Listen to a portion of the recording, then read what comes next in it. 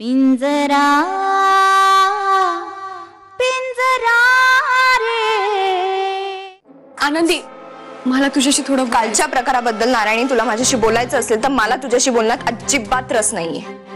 आनंदी, जर तूच असं वागायला लागलीस तर मी कोणाकडे जाऊ ग? कारण का जो माणूस तुला मदत करेल ना त्यालाच तू आयुष्यातून उठवणार हे स्पष्ट झालंय। हे बघ, तुला नक्कीच कोणीतरी काहीतरी माझ्याबद्दल खोटं सांगितलंय म्हणून तू अशी वागतेस। नारायणी, कसं आहे ना, आपल्यात फुटकरणाऱ्या सापाला सुद्धा दूध पाजण्याची परंपरा आहे। इच्छा असतानाही मला तुझ्याशी वाईट वागता येणार नको बोलूस तू माझ्याशी। आनंदी, ऐकून घे ना एकदा माझं। मला माहितीये तू माझ्याशी असं का वागतेस ते, पण या सगळ्यात माझा काही दोष नाहीये। तात्याच बोलत होते, मी गप्प बसले होते। तेच म्हणाले की ऐन लग्नात नवऱ्याला गायब करू म्हणून। मग मीच त्यांना म्हणाले की असं नका करू तात्या। नारायणी, रंग बदलणारा सरडा कधीच पाहायला मिळाला नाही, पण रंग बदलणारी तू पाहायला मिळालीस। आनंदी, तुला चांगलंच माहितीये माझा स्वभाव सुद्धा मदतीचाच आहे। नारायणी, कसं आहे ना, काही माणसं उपकार सुद्धा ना ते पापा आणि पुण्याचे हिशोब डोळ्यासमोर ठेवून करतात। त्यातलीच तू एक आहेस।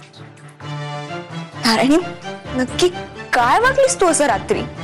आयुष्यात मी माझ्या नवऱ्याला एवढं चिडलेलं पाहिलेलं नव्हतं, आयुष्यात। नारायणी, बास कर, आमच्या माणुसकीचा अंत तू पाहू नकोस। तुझ्या बाळासाठी म्हणून किती सहन करायचा याला मर्यादा आहेत ना। आनंदी, अगं पण मी असं काहीच केलेलं नाहीये। नारायणी, मग काल रात्री तू अशा अवस्थेत तात्यांशी आणि नारकरांशी काय बोलत बसली होतीस? मला झोप येत नव्हती म्हणूनच मी बसले होते त्यांच्या बरोबर। हा, कदाचित बाकीच्यांच्या झोपा उडवता उडवता तुझी झोप उडाली असेल। असं नाहीये आनंदी, कोणी सुखासुखी या अवस्थेत रात्र जागून नाही काढू शकत। आणि तुला चांगलंच माहितीये मी काय परिस्थितीतून चाललीये ते। अशा वेळी मला तुझ्या मदतीची खूप। नारायणी, तुझ्यासाठी जे जे करणं शक्य होतं तेवढं सगळं मी केलंय, आणि आता माझ्या नवऱ्याच्या मर्जी विरुद्ध मला करणं काहीही शक्य नाही, आणि ते मी करणारही नाही। तुझं काय ते तू ठरव। ओजसशी लग्न करण्यातच तुझं हित आहे। अगं पण वीर मला समजून का घेत नाहीये माझ्या अशा नाजूक अवस्थेत? नारायणी, बास, त्या नाजूक अवस्थेचं भांडवल करून दिवस पुढे ढकलणं आधी बंद कर। 9 महिन्यांनंतर तुझ्याकडे तेही राहणार नाही, आणि मग नंतर तुला फार भयानक सत्याचा सामना करावा लागेल। अगं पण वीर माझ्याशी असं का वाग? कारण त्यातच तुझं भलं आहे नारायणी। वीरला डिवचलंस ना तर तुझ्या हाती काहीही लागणार नाही, हे लक्षात ठेव। बाकी कोणाला नाही, पण तुला तर चांगलंच माहित आहे ना की मला तुझ्या मदतीची गरज आहे। मग ऐक, मी तुझ्या बरोबर राहू शकत नाही। जिथे माझा नवरा जाईल तिथेच मी जाणार।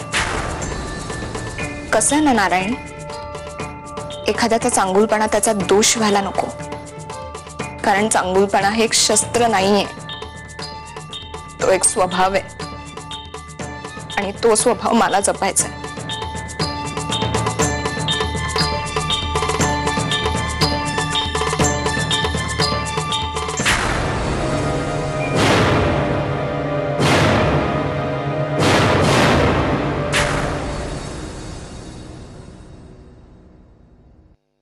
वीर, हे कपडे कोणत्या बॅगेत ठेवू? अशा किती बॅग आहेत इथे? भर ना कुठल्या तरी बॅगेत लवकर। मी काय केलं तू माझ्यावर का चिडतोयस? कारण मी फक्त तुझ्यावर चिडू शकतो, मी फक्त तुझ्यावर चिडू शकतो आनंद। आणि तसंही तू म्हणजे एक बॉक्सिंग किटच असं ना, माहितीये का काय असतं? समोरचा माणूस ना त्या बॉक्सिंग किटला फक्त मारत असतो, हवं तसं, हवं तेव्हा, हवं तितक्या वेळ। जरी तसंच आहे, ज्या घरातल्या कोणालाही खुमखुमी आली की तू आहेसच की। तू चिडलास की मला खरंच भीती वाटते। बाकी कोणी चिडलं तर मला तुझा आधार तरी असतो, तू चिडलं तर मी काय करायचं? काही करू नकोस, तू फक्त दया दाखव आनंदी, आणि आम्ही मूर्ख बनायचं। पण तू चिडू नकोस, तू माणूस कुठे आहेस ना आनंदी? तू तर परमेश्वरी अवतार आहेस।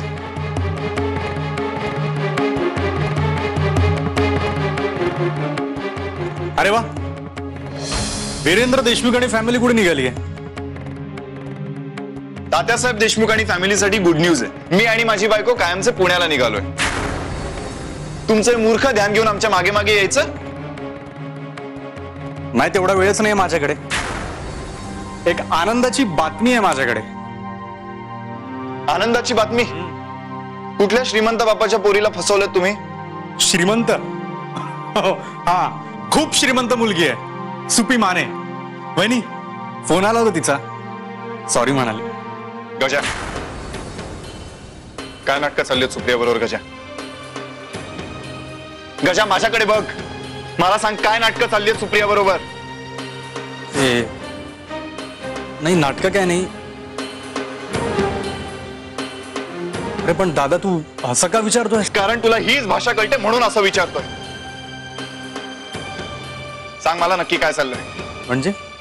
हे बघ गजा, सुप्रिया अतिशय चांगली मुलगी आहे. मग मी कुठे म्हणालो की ती वाईट आहे? गजा, उगाच तिला नादी लावलंस किंवा इतर मुलींसारखं तिला फसवलंस तर माझ्यासारखा वाईट कोणी नसेल. शेवटचं सांगतोय मी तुला, लांब राहायचा तिच्यापासून.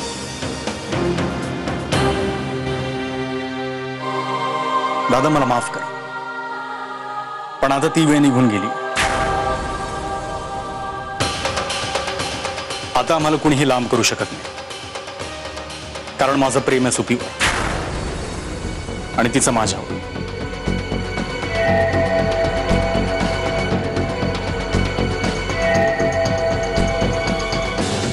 नाही बाबा, नाही, आज घरातनं बाहेर नाही पडणार. शनीचा फेरा चालू आहे. आला शनी, आला. ठेवतो फोन. काय मिशेस, आज एवढं फुगलेलं दिसतंय का? चिरंजीव काय बोलले काय? त्यांना कशाला काय बोलायला पाहिजे? तुम्हाला जे काय बोलायचं ते काल रात्री बोललात की तुम्ही. म्हणजे बातमी फुटली तर? पण म्या म्हणते तुम्हाला गरजच काय होती असं सगळं भलतं सलतं बोलायची? आता मी कुठं काय बोललो? नारायणीनेच मला बोलायला भाग पडलं. प्रॉपर्टीचं गाजर दाखवून दाखवून मला पारी येडा गेलाय तिनं. जळलं मेलं लक्षण ते. अव जळता जळणार नाही एवढी प्रॉपर्टी आहे तुमची, मग अजून कशाला पाहिजे तुम्हासनी? तुम्हाला माहितीये मला पैसा कशाला हवाय ते. अव ज्यांच्यासाठी पैसा कमवायचा ती जीवाभावाची माणसं जर घरात राहणार नसतील तर करायचा काय असला पैसा? झाली चूक झाली माझ्याकडून, आता काय करू? तुम्हाला काय करायचं ते करा, पण माझा पोरगा जर रागवून घराबाहेर गेला ना तर म्या अन्न पाणी बी घ्यायची नाही, सांगून ठेवते तुम्हासनी. आता रात्री नशेत काहीतरी बडबडलो. तुम्हाला चांगलं माहितीये की दारू मध्ये माणूस माणूस राहत नाही, जनावर होतो. अहो पण तुम्हाला गरजच काय होती बोलायची? उगीच तर रिकाम टेकल्या नारकरला घेऊन रात्रात पीत बसता. मग तुम्हाला बोलायचं भान राहत नाही ना, वागायचं. आता बस की, आता एक चूक केली तर केवढं बोलून दाखवतो तुम्ही. केली आहे ना चूक, मग जाऊन निस्तर आता थांबवा माझ्या पोराला. मी काय म्हणतो, आपण त्या आनंदीला सांगायला सांगू की? आनंदीला काय, आता आनंदीच्या बापाला बी ऐकणार नाही तो. तुम्हाला माहितीये एकदा त्याचं डोकं फिरलं की तो कुणाचा बी नसतो. नको नको, त्याला बोललो तर पार सोलवटून काढल तो. फार अगदी लहानपणापासून ऐकवल. जे काय बोलायचं ते बोलून दे त्याला. गप गुमान मान खाली घालून ऐकून घ्या, तरच त्याचा राग शांत होईल. चला आधी. आईला मी ना लायकीचाच माणूस नाही. कुठून त्या इग्न संतोषी पोरीच्या नादी लागून काहीतरी बडबडलो. काहीतरीच नाही, बरंच काय बडबडलाय तुम्ही. अहो मिसेस, खरंच मी काय बोललो नाही. त्या नारायणीने उचकवलं मला. अरे का आपलं 25% प्रॉपर्टी 25% प्रॉपर्टी म्हणून म्हणून मला 100% फसवलं. तुमची शपथ घेऊन सांगतो. माझी उगीच खोटी शपथ घेऊ नका, उद्या फटकन जाईन मी. हा, पानाची बिशाद आहे, तुमचा जीव घ्यायची. हे बघा, हे सगळं नंतर बोला. आधी जाऊन माझ्या पोराला थांबवा. वाटल्यास हात जोडा त्याच्या मोहर, पाया पडा, काय वाटतं ते करा, पण चला जाऊन थांबवा त्याला. चला म्हणते ना. अरे होय होय, चला आता. तुम्ही पण चला माझ्या बरोबर, तेवढी जर सोबत होईल. म्या नाही यायची. तुम्ही बाप केलीत ना, तुम्ही फेडा. वाल्या कोणाच्या बायका पोरून सुद्धा त्याला असं तोंडवशी पाडलं होतं. वाल्या कोळी निदान त्याच्या बायका पोरांचं पोट भरण्यासाठी तरी वाईट वागत होता. तुम्ही कोणाचं पोट भरण्यासाठी वाईट वागताय? ही प्रायश्चित्त घ्यायला तयार झालं तर तुम्ही मला एकट्यालाच तोफीची तोंडी देतोय. हे बघा, तुम्हाला पोरा बाळांसकट राहायचं असेल तर आता जाऊन थांबवा त्याला. बोलणार म्हणजे आता जावा की. चला चला चला. वीर, आपण ना एका खेपेमध्ये हे सामान नाही घेऊन जाऊ शकत. हे बाकीचं सामान आवरायलाच आणखी 1 दिवस लागणार आहे. आपण आहे ना उरलेलं सामान इथंच राहून देऊया. का? कधी न लागणारं सामान आहे काय? नाही, कधी न लागणार नाही, पण लगेच नाही लागणार आहे. अगं लगेच नाही लागणार आहे, पण कधीतरी लागेलच ना हे. हो, म्हणूनच मी नंतर घेऊन जाऊ. आनंदी, नंतर परत आपण या गावात येऊ का नाही हे मला तरी माहिती नाही. म्हणजे मी तर या गावात फिरकणारच नाही आणि तूही येऊ नयेस अशीच माझी इच्छा. फिरकणार नाही म्हणजे तू काय बोलतोयस वीर? अरे भेटायला का होईना एकदा येऊच की. ही सगळी आपली माणसं आहेत वीर. आपली माणसं? ही असली आपली माणसं? ही आपली माणसं असेल तर आपल्याला शत्रूची गरजच नाही ना आनंदी. वीर, चूक नारायणीची आहे. तू स्वतःच्या आई वडिलांना का दोष देतोयस? या घरात नारायणीचं फावलं कोणामुळे? आई आणि तात्यांमुळेच ना. नाहीतर कोण कुठली ती नारायणी तुझ्या पोटात माझं बाळ आहे असं म्हणून या घरात आलीच कशी? तिने आईंच्या भोळेपणाचा फायदा घेतला वीर. आनंदी, मलाही आधी असंच वाटलं होतं की ही माणसं खूप भोळी आहेत, पण तसं नाही. अतिशय धूर्त आणि लबाड माणसं आहेत. वीर बास, तू काय बोलतोस? तुला शोभत तरी काय? हे आनंदी, हे बघ, मला हवंय तेच बोलणार आहे. स्वतःच्या स्वार्थापुढे मुलाचं सुखही दिसलं नाहीये त्यांना. मला त्यांना किळस येते तात्यांची आणि त्या नारायणीची सुद्धा. अरे माणसं का जनावर आहे ती? त्या नारायणीच्या डोळ्यातल्या खोट्या पाण्यानं सगळ्यांना फसवलं रे. अगदी अगदी मला सुद्धा. नारायणी तर आपली उघड शत्रू आहेच, पण तात्या माझा बाप आहे ना.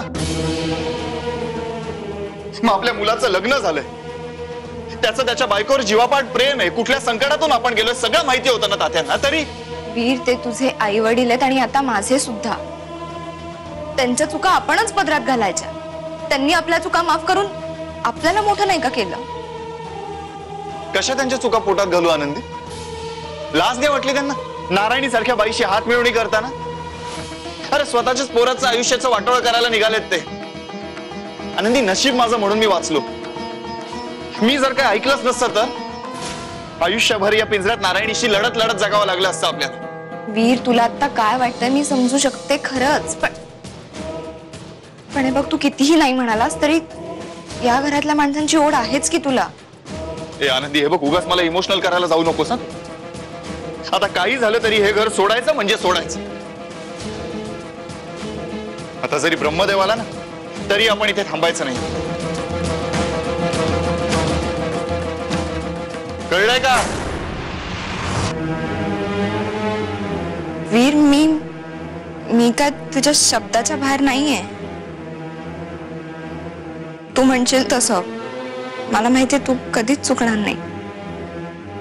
मग हेच जरा उत्साहाने बोल ना. आणि तू जे काय बोलतेस मनापासून बोलत असशील तर चल आवर ना पटापट.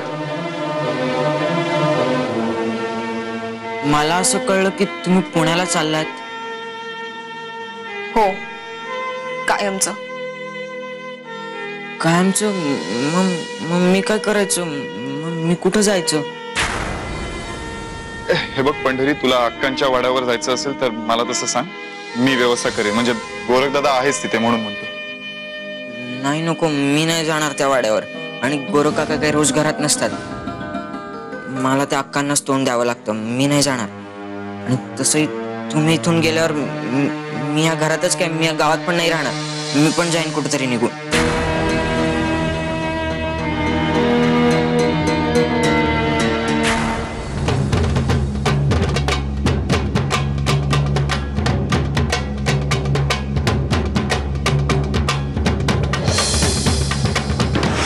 पिंजरा